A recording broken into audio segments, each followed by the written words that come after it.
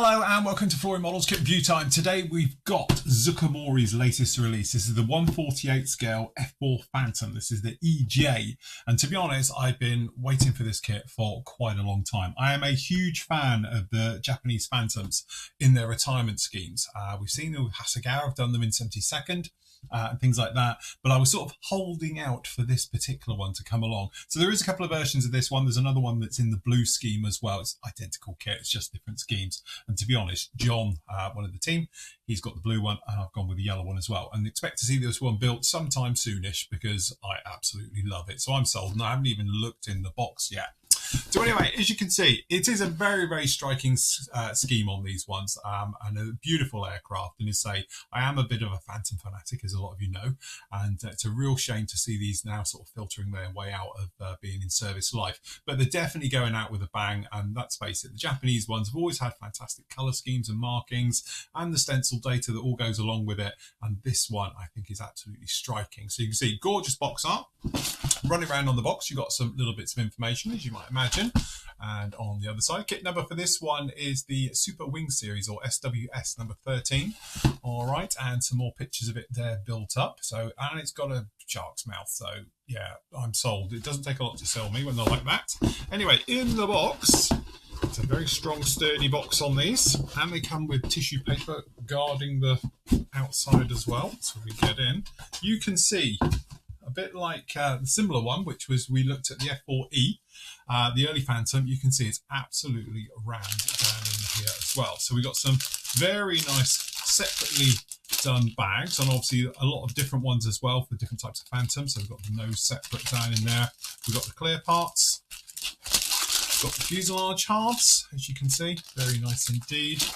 We've got the nice underbelly just down in there, and we've got the tops of the wings. Those gorgeous engines, which are actually lovely on this kit, and then obviously all the details for the internals. And then obviously we've got the various parts making up the wheel wells and the cockpit sections and all the bits, as you imagine, flaps and slats. We've got weapons fit for this one, and very nicely, because obviously being the different types of missiles as well, so that's really nice. So we've got the different types of missiles down in there. With that one, we need some more room here for this lot. We've got obviously the different fuel tanks. So we've got the outer wing tanks, and we've got the main body tank down in there as well. And then we've got pylons and jammer pods. And again, nice touch with this kit. Looks like we've got different types of racks as well, with the triple and the multiple ejector rack. All right, so move that out of the way. We are greeted by a, get in. I think my scissors are finally going blunt. All right. Okay, so straight off the bat, look at that. Have fun. We'll look at that in a second. We usually get a catalogue in here somewhere. There's the catalogue. So if you're into any other Phantoms, there you go. That's your choices just down in there. And then over on here. So we've got the other bits and pieces. I don't know which ones are shown in here. Oh, it's the old ones down in there. All right, so we've got those as well. Well, that we'll look for it in a moment as well. Okay, let's have a look through the old instructions here. Okay, as always, it starts off a little bit of information, obviously, about the aircraft itself and some of the things to point out, as you can see just down in there. Colour callouts just down in here as well. And then, as I said, if you've ever built Zoukei before, you'll know the instructions are incredibly detailed. It's that sort of normal Japanese way of doing it. So again, keep an eye out on things at the top. Will give you a clue of what's going down on below. But generally, just take your time and work your way through them. Again, they're incredibly highly detailed, and sometimes they can look really complicated, but actually it's not, because it will show you on different photos how things should line up as well. So anyway, starting off with the seat, which is nice and detailed on these as well. And then obviously we're working down on the cockpit area, and obviously the front wheel well section that goes underneath. Then we've got the actual cockpit tub and all the different areas going into these. And again, remember to keep an eye on the sides here. It'll give you colour call outs, as well as obviously placement of some of the items. All the instrument panels are a top fit down onto it, so no horrible decals or anything else to worry about on here. So those will fit down beautifully on those as well. And then again, looking down on the top view, you can see how the parts all line up and how you're looking out for them. Got the framing going in over the top, which actually sandwiches then the rear cockpit instrument panel in place. That goes down in there, and then the tub is fitted to the fuselage halves. There's a couple of bits to look out for, and again, check first. These are actually really good, and they're just a little thing to remind you to make sure you've got certain parts in there and lined up and things like that. All right, so again, putting those down in there, you can get two halves coming together and the various parts into this one. Being because it's quite modular, the spine along the back, obviously it's got air-to-air refueling on some of the models, for obviously the US Air Force ones, and Navy ones it doesn't, things like that. So it is a little system that drops in the top. Again, it's quite nice because it saves you having that center seam line running down the spine that you'd have to take care of. Moving back over to the nose system, you've got the gun there fitted down underneath those ones. You've got the gun vent as well to go onto the top, the pitot onto the front. The electronics cooling scoops go on the front as well. And again, gorgeous little details down in here showing how they should line up and how they are, and obviously for your painting guides as well. Tail system, again, there's a different tail that's going to pop on the top, and you've got the navigation light on there on the back.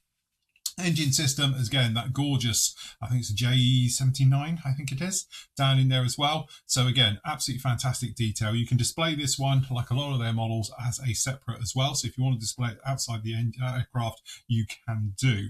Again, taking care of a few little lumps and bumps onto the underside, opening up some holes depending on which versions you're doing. We've got these gorgeous full-length intakes as well. So those are going to be fitted on and put in there just like that. And then obviously if you're going to have the engines installed to it, you've got a nice little angle here showing you how they fit in and how they actually slope slightly down at the back. All right. So again, all going to be sandwiched down onto the lower half of the fuselage, and we can get the wheel wells in, tops of the wings going in there right the way through, and then working on some of the details for the nose wheel gear. Sandwiching the top and bottom halves going in there together, and again some nice alignment views down in here. And then the all important, we've got the actual intakes going on there with the old splitter bars being fitted down into those ones as well, all going down in there. And then it's a case of adding all the little details to it. So you've got little bits of fairing and bits being added around the engine, the nozzles being fitted down into this one, the ailerons and flaps, depending obviously how you're going to be having those deployed or none. And then obviously we've got open and closed for the forward edge, leading edge slats. You can be having those as well. So there's options on those, and the wings slats as well, options open or closed on those ones as well. So again, some really nice little touches down in there. Hook being fitted down into this one. And then it's just a case of going around adding all the little bits, tailplanes being fitted down into this one. Again, we've got details about the 23 degrees of alignment. Little details like that are lovely. And then we're working onto our gear. So we've got nose gear sections going down in there right the way through. The doors being fitted. And then we've got the main gear and doors being fitted right the way through. Speed brakes being fitted. All the usual things, as you can see. Some really nice touches down in here. Seats going in. Then canopy open or closed, as we know. So that's a nice touch. And then obviously we've got weapons, fuel tanks, depending on what you want to fit it out with. And again, lots of details on there right the way through. Gorgeous. Only one word to say there. Okay, so markings wise, again, I went with this one because I quite like it in the yellow. And but there is other versions in there as well. There's blue as well, which is a very nice one as well. So this is the 301 Squadron. Obviously retired a couple of years ago now, but absolutely gorgeous, as you can see. Very striking from the top and on the sides, as you can go along like that. So beautiful looking aircraft. Decal sheet is very imposing to start with, because what you've actually got is very well protected. We've got these, and they are fantastic. Hopefully you can see there's hardly any carrier film to any of these whatsoever. So that's very nice indeed. They're very good, strong colours on these. Yeah, I think they're going to go down beautifully. Now for the bit that makes everybody sort of wince, is the lovely, as you can see, and lots of them. So again, I know a lot of people wince when they see these, and it does look a bit over the top, but from my point of view, the details that are down in here on all of this, it's what makes a Phantom. The Phantom is notorious for lots of stencil data, and it's not lying when you look at this. So yeah, clearly it's one of those ones where a lot of people get put off by it, but I would just say break it down, take your time with it. It's part of the build. It's no different from doing painting. You know, you're going to be doing your painting, and then you can put your decals all onto this one, all that stencil data, and then you're going to go through the actual procedure of doing your weathering and that to finish it off. So just see it as the next section. It's no different from, you know, painting. You're not expecting to paint your model in a couple of hours. You know it's going to take a couple of days to get all those decals down, all right? But again, take your time with them. You'll be absolutely fine, and it's what makes it at the end of the day. Right, so into the bags. So what we will do, we'll start off inside the fuselage. So again, some of this is going to be looking very similar to what we did with the other Phantom review. But again, there is some subtle changes in here. So as you can see, beautiful, beautiful details, let's face it. So if we just start down in here, gorgeous recessed details, and you've got raised where applicable, clearly, as you can see. Very, very nice indeed. We've got these intakes. Again, very, very nice. And there's a small amount of details just in the front, but really nothing you would get excited about on the insides. All right. So again, very, very nice. Then we've got the underbelly. So as you can see, again, it's a big old lump, the Phantom. So very nice indeed. And then if we look at that wing, you can see the gorgeous details on there. Got some of those bars, slats and flaps, and again, catch it in the light. It's a bit difficult because it's quite a matte surface on here. But you can see you've got all the details underneath there. So a good old coat of wash on that will really bring those out to life. And then again, not a lot really to see on the inside. That one. Then we've got the tails, and obviously we've got some of the instrument combing and things like that just down in here. So again, this is the one with a full slatted tail here at the back, so it's got like a lip on it. So as you can see, we've got those down in there, which are clearly both sides. And again, lovely details right the way through. And again, looks very, very nice. Got those pylons, and we've got that top. So yeah, control grips, things like that. Got down the back here. Very nice indeed. See? And then it's just going to be a case of working through all this. So what have we got down in here? Looks like we've got the wheel wells. So again, down in here in the wheel wells. So if we flip them over here, you can see splitter bar with the nose. Got these doors, obviously, which open up, slow the airflow going down with that sort of mesh effect on it. Done very nicely. We've got the bottom of the gun. All the parts. We've got the gear doors, and obviously we've got the nose well down the bottom there. So on the inside, what we're just doing there is looking for ejector pins. And it looks like we haven't got any in the doors, which is a nice touch all the way through. And to be honest, they've sort of hidden one in here. Catch it in the light. There we go. You can probably just see it. There it is, just down in there. So that's quite tucked away and hidden. I think you get away with that. But at least there's none on the doors, which is a nice touch.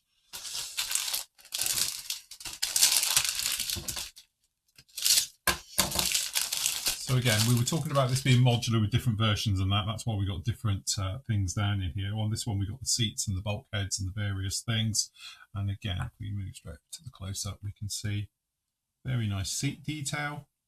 We've got the cushions with a bit of texture into them. We've got those pull handles. We've got some of the bulkheads. And again, different parts down in here. This is that framing that's going to run around the top of the cockpit. Again, really nice detail on those. Okay, so big old sprue with the engines. So the gorgeous J79 as fitted to the X-Wing fighter. So yes, very nice.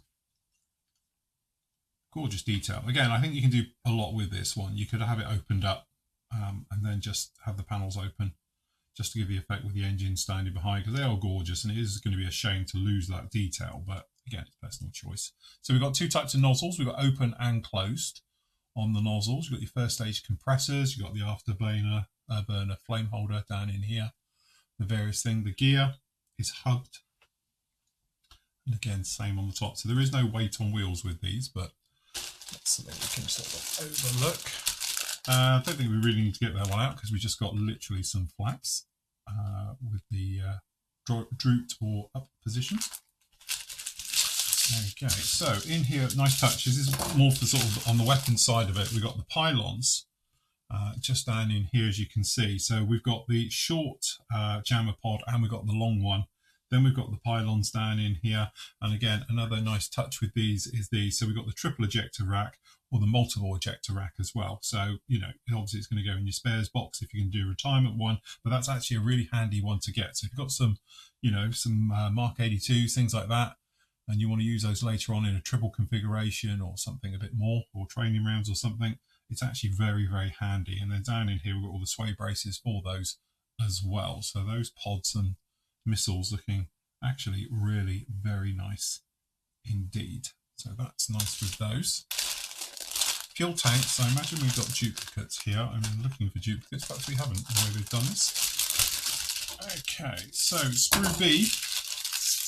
This is a generic sort of Phantom one down in here. So we've got both types of the actual belly tank down in here, right the way through. We've got the hook. So if we come on up here, you can see we've got the normal standard. I can't remember how many gallons that one is now. I've got a feeling it was sort of 600, was it? Something like that.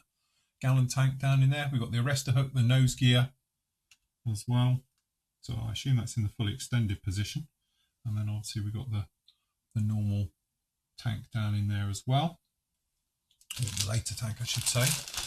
This one is a duplicate. So I think these are, if I remember rightly, these are sort of 300 gallon. Was it 600 the bottom or 350s or something else like that? But we've got the normal outer wing type of ferry tanks. And then obviously down in here, we've got multiple different types of missiles. So down in here, we've sort of got sparrows and sidewinders. But again, this is one of those ones where I think you're going to see other types come along in a second. So this one is a match pair. Obviously, we've got both down in here, sprue F, for doing both sides of that. We've also got another match pair here as well, I think, which is sprue N. So we'll just have a look at one. So again, this is one of those areas. You've got the boarding ladder and then different types of sidewinder and noses down in here for being more the sort of the Japanese versions and things. So we say, I think that's the Lima sidewinder, and then down in here you've got the other versions of them, which I must admit I'm not too far up on. I think that's the old P, is that the P? Not sure. And again, boarding ladders, so that's quite a nice touch with these. So we've got the boarding ladders, and then also got the fins for all the back ones as well. And again, that's a match pair with those. Then we've got obviously one bit more specific to the EJ, because the EJ has a funny nose on it. So you might notice these little strikes or whatever you call them running down it. So you've got all of those, which is obviously the instrument panel probably slightly different as well, because it's a lot more modern, and obviously some differences on the side console. On the tail up in here, as you can see, it's got a different shaped tail, and these are for the outer wing parts as well. Again, it's radar warning receivers it's got on them. So there's a few lumps and bumps that's different, and obviously down here at the back we've got the braking chute. These have parachutes on the back. So again, there's a few little differences with that one, which makes that sprue pretty much specific to the EJ one, as you can see denoted at the top on sprue P. Last up, we've got the clear parts. Nice option as well. So you've got open and closed. So you can be lazy like me, and I just use the closed one for masking it up and spraying, and then use the open one later on.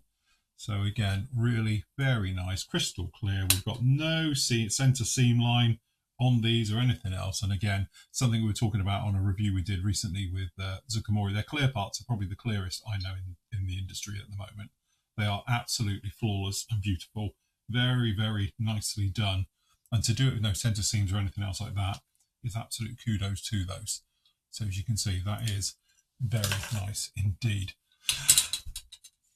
I'm a massive Phantom fan, as you know, and I am a massive fan of the EJ type Phantoms, the Japanese ones, because I just love them. So I know I'm going to be pretty biased on this one. But if you're after a Phantom kit, and I have been saying that for many, many months, the prices of these Phantoms has actually in the UK sort of stabilised quite low, whilst other kits have gone more expensive. So actually there's not a lot of difference between this kit and other ones out there. So again, this one I think is the most detailed Phantom kit that's currently available on the market. Some other nice ones coming along. Obviously, it's the long nose one, so the Tamiya one hasn't done one yet. But there's other nice ones out there a little bit cheaper. But because the price isn't that much difference now, I think I'd rather pay just that little bit extra and go with one of these with all the details that come with it. And you can build it straight out of the box with no problems at all, rather than perhaps look at some of the other ones which might need a little bit of upgrades and stuff like that. So whereas before, to be honest with you, this was way much higher. It was a massive jump. I always used to say, unless you've got the money, I wouldn't go near this kit. I would do the slightly cheaper options. But now these other ones have come up in value. They've got expensive over the last few years. And now this one is sort of stabilized. There's not much in it anymore. So now I'm telling everyone, forget what I said a couple of years ago. I've just paid that little bit extra and go with this kit because you've got full of detail. It goes together really, really well. I don't know anybody who's ever said that it couldn't get this thing together. So from my point of view, I'm really looking forward to actually building this one in a couple of months' time as well. So there we go. That is the Zoukei 148 scale F-4EJ Phantom.